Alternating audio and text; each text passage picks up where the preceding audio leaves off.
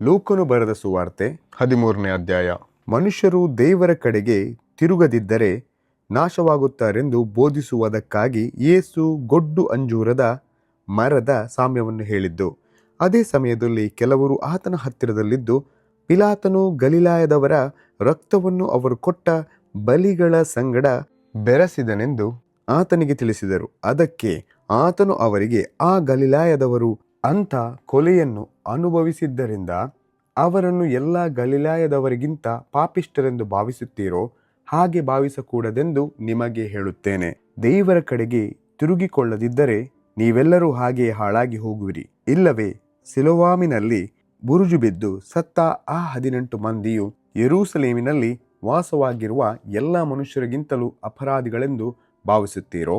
ಹಾಗಲ್ಲವೆಂದು ನಿಮಗೆ ಹೇಳುತ್ತೇನೆ. ದೇವರ ಕಡೆಗೆ ತಿರುಗಿಕೊಳ್ಳದಿದ್ದರೆ ನೀವೆಲ್ಲರೂ ಅವರಂತೆ ಹಾಳಾಗಿ ಹೋಗುವಿರಿ ಎಂದು ಹೇಳಿದನು. ಆಮೇಲೆ ಆತನು ಒಂದು ಸಾಮ್ಯವನ್ನು ಹೇಳಿದನು. ಅದೇನೆಂದರೆ, ಒಬ್ಬನೊಬ್ಬನು ತನ್ನ ದ್ರಾಕ್ಷಿಯ ತೋಟದಲ್ಲಿ ಒಂದು ಅಂಜೂರದ ಗಿಡವನ್ನು ನೆಡೆಸಿದ್ದನು. ತರುವಾಯ ಅವನು ಅದರಲ್ಲಿ ಹಣ್ಣನ್ನು ಹುಡುಕುತ್ತಾ ಬಂದನು, ಸಿಕ್ಕಲಿಲ್ಲ. ಬಳಿಕ ಅವನು ತೋಟ ಮಾಡುವವನಿಗೆ, ನೋಡು, ನಾನು 3 ವರ್ಷದಿಂದಲೂ ಈ ಅಂಜೂರದ ಮರದಲ್ಲಿ ಹಣ್ಣನ್ನು ಹುಡುಕುತ್ತಾ ಬಂದಿದ್ದೇನೆ, ಆದರೂ ನನಗೆ ಸಿಕ್ಕಲಿಲ್ಲ. ಇದನ್ನು ಕಡಿದು ಹಾಕು, ಇದರಿಂದ ಭೂಮಿಯು ಯಾಕೆ ಬಂಜೆಯಾಗಬೇಕು ಎಂದು ಹೇಳಿದನು. ಆದರೆ ತೋಟ ಮಾಡುವವನು, ಅಯ್ಯ, ಈ ವರುಷವೂ ಇದನ್ನು ಬಿಡು, ಅಷ್ಟರಲ್ಲಿ ನಾನು ಇದರ ಸುತ್ತಲೂ ಅಗೆದು ಗೊಬ್ಬರ ಹಾಕುತ್ತೇನೆ. ಮುಂದೆ ಹಣ್ಣು ಬಿಟ್ಟರೆ ಸರಿ, ಇಲ್ಲದಿದ್ದರೆ ಅದನ್ನು ಕಡಿದು ಹಾಕಬಹುದು ಎಂದು ಉತ್ತರ ಕೊಟ್ಟನು. ಯೇಸು ಸಬ್ಬತ್ ದಿನದಲ್ಲಿ ಒಬ್ಬ ಹೆಂಗಸನ್ನು ಸ್ವಸ್ಥ ಮಾಡಿದ್ದು. ಒಂದಾನೊಂದು ಸಬ್ಬತ್ ದಿನದಲ್ಲಿ ಆತನು ಒಂದು ಸಭಾಮಂದಿರದೊಳಗೆ ಉಪದೇಶ ಮಾಡುತ್ತಾ ಇದ್ದನು. ಅಲ್ಲಿ 18 ವರ್ಷಗಳಿಂದ ದೆವ್ವ ಬಡಿದು ಮೈಯಲ್ಲಿ ರೋಗವುಳ್ಳ ಒಬ್ಬ ಸ್ತ್ರೀಯು ಇದ್ದಳು. ಆಕೆಯು ನಡುಬೊಗ್ಗಿ ಹೋಗಿ ಸ್ವಲ್ಪವಾದರೂ ಮೈಯನ್ನು ಮೇಲಕ್ಕೆ ಎತ್ತಲಾರದೆ ಇದ್ದಳು.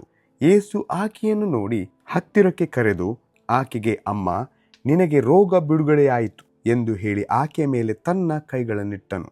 ಇಟ್ಟ ಕೂಡಲೇ ಆಕೆ ನೆಟ್ಟಗಾದಳು, ದೇವರನ್ನು ಕೊಂಡಾಡಿದಳು. ಆದರೆ ಆ ಸಭಾಮಂದಿರದ ಅಧಿಕಾರಿಯು ನಡೆದ ಸಂಗತಿಯನ್ನು ನೋಡಿ, ಸಬ್ಬತ್ ದಿನದಲ್ಲಿ ಯೇಸು ಸ್ವಸ್ಥ ಮಾಡಿದನಲ್ಲ ಎಂದು ರೋಷಗೊಂಡು ಜನರಿಗೆ, ಕೆಲಸ ಮಾಡುವುದಕ್ಕೆ 6 ದಿವಸಗಳು ಅವೆಯಷ್ಟೇ, ಆ ದಿವಸಗಳಲ್ಲಿ ಬಂದು ವಾಸಿ ಮಾಡಿಕೊಳ್ಳಿರಿ, ಸಬ್ಬತ್ ದಿನದಲ್ಲಿ ಮಾತ್ರ ಬೇಡ ಎಂದು ಹೇಳಿದನು. ಆ ಮಾತನ್ನು ಕೇಳಿ ಸ್ವಾಮಿಯು ಅವನಿಗೆ, ಕಪ್ಪಟ್ಟಿಗಳು ನೀವು, ನಿಮ್ಮಲ್ಲಿ ಪ್ರತಿಯೊಬ್ಬನು ಸಬ್ಬತ್ ದಿನದಲ್ಲಿ ತನ್ನ ಎತ್ತನ್ನಾಗಲಿ ಕತ್ತೆಯನ್ನಾಗಲಿ ಗೋದಲಿಯಿಂದ ಬಿಚ್ಚಿ ನೀರು ಕುಡಿಸುವುದಕ್ಕಾಗಿ ಹಿಡುಕೊಂಡು ಹೋಗುತ್ತಾನಲ್ಲವೇ? ಹಾಗಾದರೆ 18 ವರ್ಷಗಳ ತನಕ ಸೈತಾನನು ಕಟ್ಟಿ ಹಾಕಿದ್ದವಳು, ಅಬ್ರಹಾಮನ ವಂಶದವಳು ಆಗಿರುವ ಈಕೆಯನ್ನು ಸಬ್ಬತ್ ದಿನದಲ್ಲಿ ಈ ಕಟ್ಟಿನೊಳಗಿಂದ ಬಿಡಿಸಬಾರದೋ ಎಂದು ಉತ್ತರ ಕೊಟ್ಟನು. ಈ ಮಾತುಗಳನ್ನು ಆತನು ಹೇಳುತ್ತಿರಲಾಗಿ ಆತನ ವಿರೋಧಿಗಳೆಲ್ಲರೂ ನಾಚಿಕೊಂಡರು. ಗುಂಪು ಕೂಡಿದ್ದ ಜನರೆಲ್ಲ ಆತನಿಂದಾಗುತ್ತಿದ್ದ ಎಲ್ಲ ಮಹತ್ವದ ಕಾರ್ಯಗಳಿಗೆ ಸಂತೋಷಪಟ್ಟರು. ದೇವರ ರಾಜ್ಯವು ಸಾಸಿವೆ ಕಾಳಿಗೂ ಹುಳಿ ಹಿಟ್ಟಿಗೂ ಸಮಾನವಾಗಿದೆ ಎಂಬುವ ಬೋಧೆ. ಆತನು ಹೇಳಿದ್ದೇನೆಂದರೆ, ದೇವರ ರಾಜ್ಯವು ಯಾವುದಕ್ಕೆ ಹೋಲಿಕೆಯಾಗಿದೆ? ಅದನ್ನು ನಾನು ಯಾವುದಕ್ಕೆ ಹೋಲಿಸಲಿ? ಅದು ಸಾಸಿವೆ ಕಾಳಿಗೆ ಹೋಲಿಕೆಯಾಗಿದೆ. ಒಬ್ಬ ಮನುಷ್ಯನು ಅದನ್ನು ತೆಗೆದುಕೊಂಡು ಹೋಗಿ ತನ್ನ ತೋಟದಲ್ಲಿ ಹಾಕಿದನು. ಅದು ಬೆಳೆದು ಮರವಾಯಿತು ಮತ್ತು ಆಕಾಶದಲ್ಲಿ ಹಾರಾಡುವ ಪಕ್ಷಿಗಳು ಅದರ ಕೊಂಬೆಗಳಲ್ಲಿ ವಾಸ ಮಾಡಿದವು ಅಂದನು. ಆತನು ಇನ್ನೂ ಹೇಳಿದ್ದೇನೆಂದರೆ, ದೇವರ ರಾಜ್ಯವನ್ನು ನಾನು ಯಾವುದಕ್ಕೆ ಹೋಲಿಸಲಿ? ಅದು ಹುಳಿ ಹಿಟ್ಟಿಗೆ ಹೋಲಿಕೆಯಾಗಿದೆ. ಅದನ್ನು ಒಬ್ಬ ಹೆಂಗಸು ತಕ್ಕೊಂಡು 3 ಸೇರು ಹಿಟ್ಟಿನಲ್ಲಿ ಕಲಸಿಡಲು ಆ ಹಿಟ್ಟೆಲ್ಲ ಹುಳಿಯಾಯಿತು ಅಂದನು. ಇಕ್ಕಟ್ಟಾದ ಬಾಗಿಲಲ್ಲಿ ಪ್ರವೇಶಿಸಿರಿ ಎಂಬುವ ಬೋಧೆ.